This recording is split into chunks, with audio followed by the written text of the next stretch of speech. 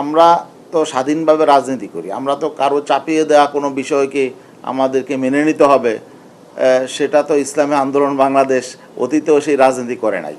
আমরা আমাদের সিদ্ধান্ত নেওয়ার মতো অবস্থায় তো আমরা আছি ইনশাল্লাহ। তো এখানে কেউ যদি আমাদের প্রতি কোনো ইনজাস্টিস করে বা কেউ যদি ইনসাল্ট করে, অবহেলা করে, তাহলে সেটাকে আমরা স্বাভাবিকভাবে তো নিতে পারি না। আত্মসম্মান বোধ তো সবারই আছে, তাই না? তাছাড়া সার্বিক পরিস্থিতি আমাদের সামনে স্পষ্ট, কার কি অবস্থান।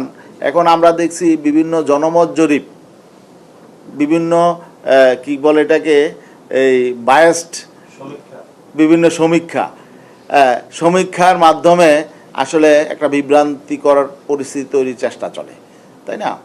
এখন অনেকেই সমীক্ষাকে মানদণ্ড ধরে। তো সমীক্ষাকে মানদণ্ড ধরলে দেখেন, আজ এই যে কালকে না পরশু দিন জানে কি আমার দেশে একটা সমীক্ষা এসেছে, তাই না?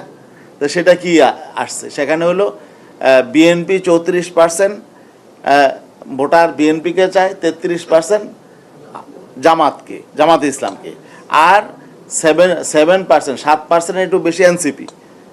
তো এখন দেখেন, এটা স্বাভাবিক বিষয়, যদি জামাত 33% থাকে আর এই এনসিপি 7%, 40% হয়, আর বিএনপি 34%, তো অনেক বেশি। জামাত তো তাহলে এখন এনসিপি জামাত তো ঐক্যবদ্ধ আছে, তাই না? তো সেখানে ইসলামী আন্দোলনকে দেখানো হয়েছে 3%। তো এখানে তার 3%-এর ভ্যালু থাকে না আসলে। তো এই যে জনমত জরিপটা করছে, এরা কারা করছে? এগুলো মানুষ কিন্তু এত বোকা না, মানুষ কিন্তু বুঝে, তাই না? মিডিয়ায়ও আসছে যে এর পেছনে, জরিপের পেছনে কারা। তো এইভাবে এগুলো করা মানে হলো আসলে এখানে একটা বেইনসাফি করার পথ উন্মুক্ত করা। বিএনপি তো ফিক্সড করে ফেলেছে তাদের জোট, এবং তাদের যে ডিজাইন সেটা তো হয়ে গেছে, তাই না?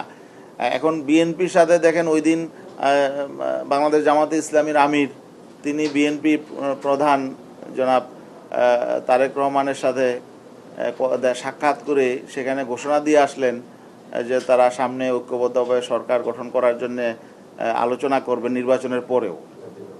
তারপরে জাতীয় সরকারের ব্যাপারে তিনি একটা কথা বলে আসলেন। তারপরে আরেকটা কথা বললেন অত্যন্ত সিগনিফিক্যান্ট, যে বেগম খালেদা জিয়া যে ঐক্যের পাটাতন তৈরি করেছিলেন, সেই ঐক্যের পাটাতনের উপরে দাঁড়িয়ে তারা আগামীতে রাষ্ট্র চালাবেন। তো এখন সেই ঐক্যের পাটাতনটা তো বেগম জিয়া, আমরা যেটা দেখলাম, তার জীবদ্দশাতেই ভেঙে দিলেন। সেই পাটাতন আবার মেরামত করার জন্যে এখানে জামাতের আমির বললেন। তো এটা আমাদের কাছে একটু সংশয় তৈরি হলো। তাহলে কি জামাতে ইসলাম জাতীয় পার্টির মতো ভূমিকা পালন করবেন? জাতীয় পার্টি যেমন আওয়ামী লীগের সাথে সরকারেও ছিল, আবার বিরোধী দলেও ছিল, তাহলে কি এই জাতীয় কোনো ডিজাইনে তারা যাচ্ছেন? এটা নিয়েও কিন্তু আমাদের মধ্যে একটা শঙ্কা আছে।